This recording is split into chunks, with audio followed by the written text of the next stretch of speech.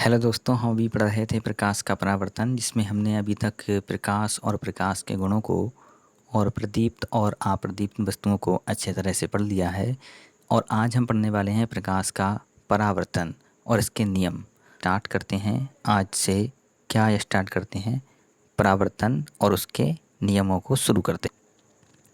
तो देखिए, परावर्तन को समझने से पहले हम एक छोटा सा टॉपिक समझते हैं, प्रकाश का विवर्तन किसे कहते हैं।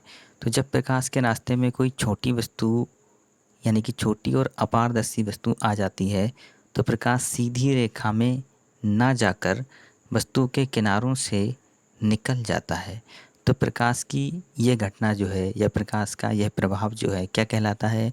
प्रकाश का विवर्तन कहलाता है। आइए इसे हम समझते हैं बिल्कुल नॉर्मली। किस तरह से? जैसे कि हमारे कमरे में एक बल्ब जल रहा है। क्या जल रहा है? बल्ब। और हम यहाँ पर बैठे हुए क्या पढ़ रहे हैं? किताब को पढ़ रहे हैं। इस दौरान अगर एक मच्छर यहाँ से गुजरता है, तो क्या आपको उसकी परछाई दिखाई देती है? तो आप कहोगे नहीं।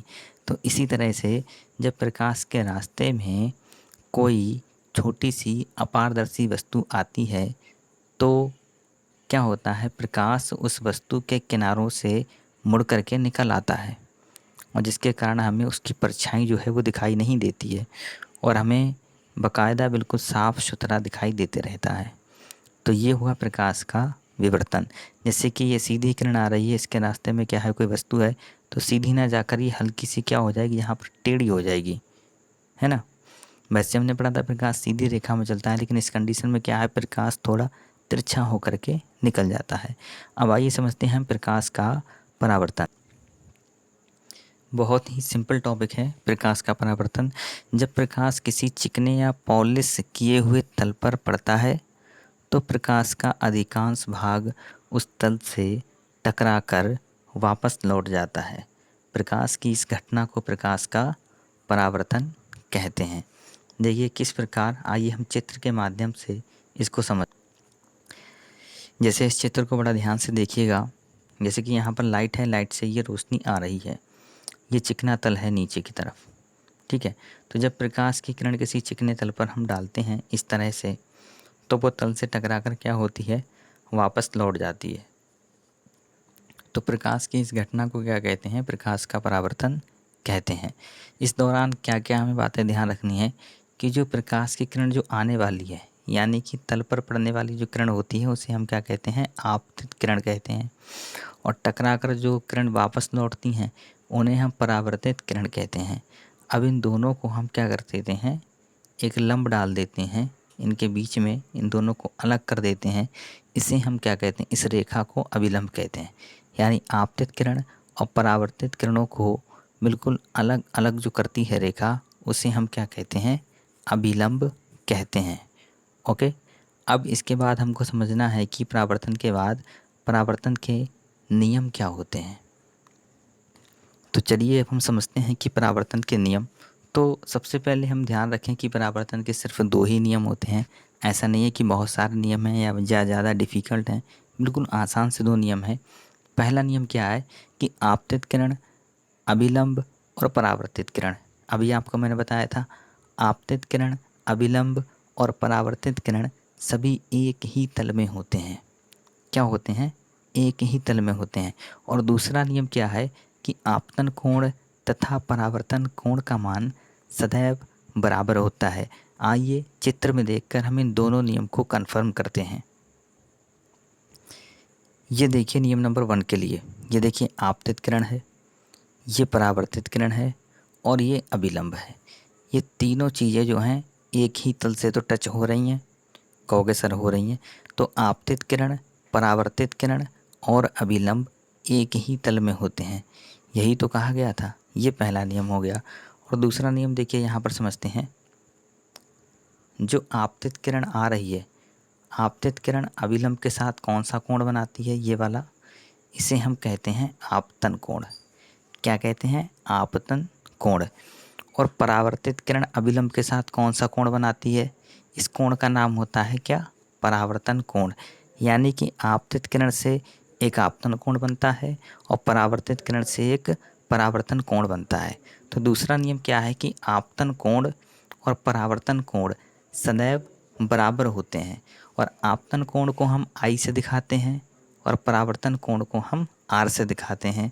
इसीलिए हम कह सकते हैं कि दूसरा नियम हमारा कह रहा है कि कोण आई बराबर कोण आर। अब आइए अगले टॉपिक को डिस्कस करते हैं। अगला टॉपिक हमारा क्या है यहाँ पर, विसरित परावर्तन। अगली हेडिंग क्या डालनी है आपको, विसरित परावर्तन। विसरित परावर्तन किसे कहते हैं? देखिए, परावर्तन का ही ये छोटा सा भाग है।